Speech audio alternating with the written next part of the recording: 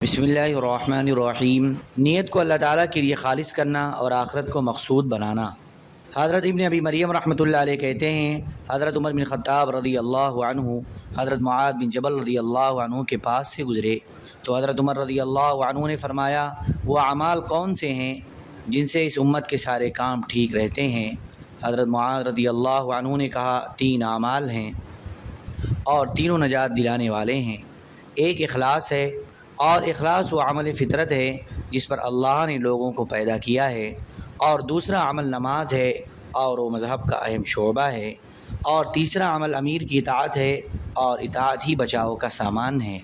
حضرت عمر رضی اللہ عنہ نے فرمایا، آپ نے ٹھیک کہا۔ جب حضرت عمر رضی اللہ عنہ وہاں سے آگے چلے گئے تو حضرت معاذ رضی اللہ عنہ نے اپنے پاس بیٹھنے والوں سے فرمایا، غور سے سنو اے عمر، آپ کا زمانہ بعد والوں کے زمانے سے بہتر ہے، کیونکہ آپ کے بعد امت میں اختلاف ہو جائے گا۔ اور سنو، اب یہ حضرت عمر بھی دنیا میں تھوڑا عرصہ ہی رہیں گے۔ حضرت ابو عبدہ العنبری رحمۃ اللہ علیہ کہتے ہیں، جب مسلمان مدائن فتح کر کے اس میں داخل ہوئے اور مال غنیمت جمع کرنے لگے تو ایک آدمی اپنے ساتھ ایک ڈبہ لایا اور لا کر مال غنیمت جمع کرنے والے ذمہ دار کو دے دیا۔ اس ذمہ دار کے ساتھیوں نے کہا، اس ڈبہ جیسا قیمتی سامان تو ہم نے کبھی دیکھا نہیں، کیونکہ اس میں بادشاہ نے سب سے زیادہ قیمتی ہیرے جواہرات رکھے ہوئے تھے، اور ہمارے پاس جتنا مال غنیمت آ چکا ہے اس سب کی قیمت اس کے برابر تو کیا اس کے قریب بھی نہیں ہو سکتی۔ پھر ان لوگوں نے لانے والے سے پوچھا، کیا آپ نے اس میں سے کچھ لیا ہے؟ اس نے کہا، غور سے سنو، اللہ کی قسم، اگر اللہ کا ڈر نہ ہوتا تو میں اسے آپ لوگوں کے پاس کبھی نہ لاتا۔ اس جواب سے وہ لوگ سمجھ گئے کہ یہ آدمی بڑی شان والا ہے۔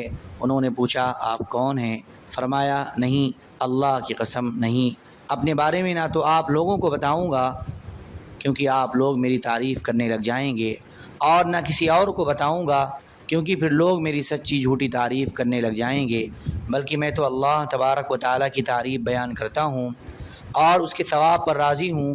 پھر وہ آدمی چلا گیا تو ان لوگوں نے ایک آدمی اس کے پیچھے بھیجا۔ وہ آدمی اس کے پیچھے چلتے چلتے اس کے ساتھیوں کے پاس پہنچ گیا۔ پھر اس نے اس کے ساتھیوں سے اس کے بارے میں پوچھا تو حضرت عامر بن عبد قیس رحمۃ اللہ علیہ نکلے۔ حضرت محمد، حضرت طلحہ اور حضرت محلب وغیرہ حضرات کہتے ہیں، قادسیہ کی جنگ کے موقع پر حضرت سعد رضی اللہ عنہ نے فرمایا، اللہ کی قسم، یہ لشکر بڑا امانت دار ہے۔ اگر بدر والوں کو پہلی فضیلت نہ ملتی تو اللہ کی قسم میں کہتا اس لشکر کی بھی بدر والوں جیسی فضیلت ہے۔ بہت سی قوموں کو میں نے غور سے دیکھا ہے، ان میں مال غنیمت جمع کرنے کے بارے میں بہت سی کمزوریاں نظر آئیں، لیکن میرے خیال میں اس لشکر والوں میں ایسی کوئی کمزوری نہیں، اور نہ میں نے ان کی کسی کمزوری کے بارے میں کسی سے کچھ سنا ہے۔ حضرت جابر بن عبداللہ رضی اللہ عنہما فرماتے ہیں، اس اللہ کی قسم جس کے سوا کوئی معبود نہیں، قادسیہ والوں میں سے کسی کے بارے میں ہمیں اطلاع نہیں ملی کہ وہ آخرت کے ساتھ ساتھ دنیا بھی چاہتا ہو۔ البتہ ہمیں ہزاروں لشکر میں سے صرف 3 آدمیوں کے بارے میں شبہ ہوا کہ شاید یہ دنیا بھی چاہتے ہیں، لیکن تحقیق کرنے پر وہ بھی امانت دار اور بڑے زاہد نکلے۔ وہ تینوں حضرات یہ ہیں، حضرت طلحہ بن خویلد، حضرت عمرو بن معدی کرب اور حضرت قیس بن مقصوع رضی اللہ عنہ۔ حضرت قیس حجری رحمۃ اللہ علیہ کہتے ہیں، جب حضرت عمر رضی اللہ عنہ کے پاس کسریٰ کی تلوار، کمر کی پیٹی اور زیب و زینت کا سامان لایا گیا تو حضرت عمر رضی اللہ عنہ نے فرمایا، جن لوگوں نے یہ سارا کا سارا مال غنیمت یہاں پہنچایا ہے وہ واقعی بڑے امانت دار ہیں۔ اس پر حضرت علی رضی اللہ عنہ نے فرمایا، چونکہ آپ خود پاک دامن ہیں اس لیے رعایا بھی پاک دامن ہو گئی۔ اللہ تبارک و تعالیٰ سے قرآن مجید اور اذکار کے ذریعے مدد چاہنا۔ حضرت زید بن اسلم رحمۃ اللہ علیہ کہتے ہیں، جب حضرت عمر بن خطاب رضی اللہ عنہ نے دیکھا کہ مصر فتح ہونے میں دیر لگ رہی ہے تو انہوں نے حضرت عمرو بن عاص رضی اللہ عنہ کو یہ خط لکھا، اما بعد، مجھے اس بات پر بہت تعجب ہے کہ مصر کی فتح میں آپ لوگوں کو دیر لگ رہی ہے۔ آپ ان سے کئی سالوں سے لڑ رہے ہیں، اور اس کی وجہ صرف یہ ہے کہ آپ لوگوں نے نئے نئے کام شروع کر دیے ہیں، اور جیسے آپ لوگوں کے دشمن کو دنیا سے محبت ہے، ایسی ہی آپ لوگوں کے دلوں میں بھی دنیا کی محبت آ گئی ہے، اور اللہ تبارک و تعالی لوگوں کی مدد صرف ان کی سچی نیت کی وجہ سے ہی کرتے ہیں۔ اور میں نے آپ کے پاس 4 آدمی بھیجے ہیں، اور آپ کو بتا رہا ہوں کہ میرے علم کے مطابق ان میں سے ہر آدمی 1000 آدمیوں کے برابر ہے۔ ہاں، دنیا کی محبت جس نے دوسروں کو بدلا ہے وہ ان کو بھی بدل دے تو اور بات ہے۔ جب میرا یہ خط آپ کو ملے تو آپ لوگوں میں بیان کریں اور ان کو دشمن سے لڑنے کے لیے ابھاریں اور ان کو صبر کی اور نیت خالص کرنے کی ترغیب دیں، اور ان چاروں کو سب لوگوں سے آگے رکھیں اور لوگوں سے کہیں کہ وہ سب اکٹھے ہو کر ایک دم دشمن پر حملہ کریں، اور یہ حملہ جمعہ کے دن زوال کے وقت کریں، کیونکہ یہ ایسی گھڑی ہے جس میں رحمت نازل ہوتی ہے اور دعا قبول ہوتی ہے، اور سب اللہ کے سامنے خوب گڑ گڑائیں اور اس سے اپنے دشمن کے خلاف مدد مانگیں۔ جب یہ خط حضرت عمر رضی اللہ عنہ کے پاس پہنچا تو حضرت عمر رضی اللہ عنہ نے لوگوں کو جمع کر کے یہ خط سنایا، پھر ان 4 آدمیوں کو بلا کر لوگوں کے آگے کیا اور پھر لوگوں سے کہا کہ وضو کر کے 2 رکعت نماز پڑھیں اور پھر اللہ کی طرف متوجہ ہو کر اس سے مدد مانگیں۔ چنانچہ ایسا کرنے سے اللہ تبارک و تعالیٰ نے ان کے لیے مصر فتح کر دیا۔ حضرت عبداللہ بن جعفر اور حضرت عیاش بن عباس وغیرہ حضرات کچھ کمی بیشی کے ساتھ روایت کرتے ہیں کہ جب حضرت عمرو بن عاص رضی اللہ عنہ کو مصر فتح کرنے میں دیر لگی تو انہوں نے مدد طلب کرنے کے لیے حضرت عمر بن خطاب رضی اللہ عنہ کو خط لکھا۔ حضرت عمر رضی اللہ عنہ نے ان کی مدد کے لیے 4000 آدمی بھیجے اور ہر 1000 پر ایک آدمی کو امیر بنایا، اور ان کو حضرت عمر بن خطاب رضی اللہ عنہ نے ایک خط لکھا کہ میں آپ کی مدد کے لیے 4000 آدمی بھیج رہا ہوں، ہر 1000 پر ایک ایسا آدمی امیر مقرر کیا ہے جو 1000 کے برابر ہے۔ وہ 4 حضرات یہ ہیں: حضرت زبیر بن عوام، حضرت مقداد بن اسود بن عمر، حضرت عبادہ بن صامت اور حضرت مسلمہ بن مخلد رضی اللہ عنہم۔ اور آپ کو معلوم ہونا چاہیے کہ آپ کے ساتھ 12000 آدمی ہیں، اور 12000 کا لشکر تعداد کی کمی کی وجہ سے مغلوب نہیں ہو سکتا، کسی گناہ کی وجہ سے ہو سکتا ہے۔ حضرت عیاض اشعری رحمۃ اللہ علیہ کہتے ہیں میں جنگ یرموک میں شریک تھا۔ اس جنگ میں مسلمانوں کے لشکر کے 5 امیر تھے: حضرت ابو عبیدہ، حضرت یزید بن ابی سفیان، حضرت شرحبیل بن حسنہ، حضرت خالد بن ولید اور حضرت عیاض رضی اللہ عنہم۔ یہ حضرت عیاض دوسرے صاحب ہیں، اس حدیث کے راوی نہیں ہیں۔ حضرت عمر رضی اللہ عنہ نے فرمایا جب جنگ ہو تو آپ لوگوں کے امیر حضرت ابو عبیدہ رضی اللہ عنہ ہوا کریں گے۔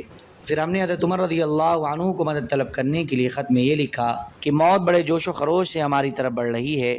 انہوں نے ہمیں جواب میں یہ لکھا کہ مدد طلب کرنے کے لیے آپ لوگوں کا خط میرے پاس آیا، میں آپ لوگوں کو ایسی ذات بتاتا ہوں جس کی مدد بڑی زوردار ہے اور جس کا لشکر ہر جگہ موجود ہے، اور وہ اللہ تبارک و تعالیٰ کی ذات ہے، لہذا اسی سے مدد مانگو۔ کیونکہ حضرت محمد صلی اللہ علیہ وسلم کی جنگ بدر میں مدد ہوئی، حالانکہ ان کی تعداد تم سے کم تھی۔ احمد کی روایت میں یہ بھی ہے کہ جب آپ لوگوں کو میرا یہ خط ملے تو آپ لوگ ان سے جنگ کریں اور مجھ سے دوبارہ مدد طلب نہ کریں۔ راوی کہتے ہیں ہم نے ان سے جنگ کی اور انہیں خوب قتل کیا اور انہیں 4 فرسخ یعنی 12 میل تک شکست دی، اور ہمیں بہت سا مال غنیمت ملا۔ پھر ہم نے مشورہ کیا تو حضرت عیاض رضی اللہ عنہ نے ہمیں مشورہ دیا کہ ہر مسلمان کو چھڑوانے کے بدلے 10 کافر دے دیں۔ راوی کہتے ہیں حضرت ابو عبیدہ رضی اللہ عنہ نے فرمایا گھوڑا دوڑانے میں کون مجھ سے بازی لگاتا ہے؟ اس پر ایک نوجوان نے کہا کہ اگر آپ خفا نہ ہوں تو میں تیار ہوں۔ چنانچہ یہ نوجوان دوڑ میں حضرت ابو عبیدہ رضی اللہ عنہ سے آگے نکل گیا۔ میں نے دیکھا کہ حضرت ابو عبیدہ رضی اللہ عنہ بغیر زین کے گھوڑے پر سوار ہیں اور اس نوجوان کے پیچھے دوڑ رہے ہیں، اور ان کے بالوں کی دونوں میڑیاں زور زور سے ہل رہی ہیں۔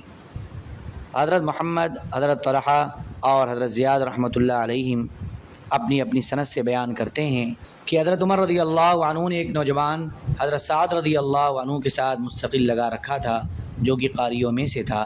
جب حضرت سعد رضی اللہ عنہ ظہر کی نماز پڑھا چکے تو اس نوجوان کو حکم دیا کہ وہ سورہ جہاد یعنی سورہ انفال پڑھے، اور تمام مسلمان یہ سورت سیکھے ہوئے تھے۔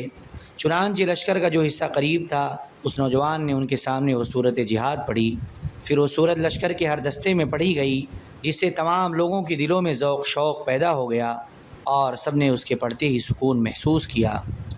حضرت مسعود بن خراش کی روایت میں یہ ہے کہ لوگ سورت جہاد سیکھے ہوئے تھے، اسی لیے حضرت سعد رضی اللہ عنہ نے لوگوں کو حکم دیا کہ وہ ایک دوسرے کے سامنے اسے پڑھیں۔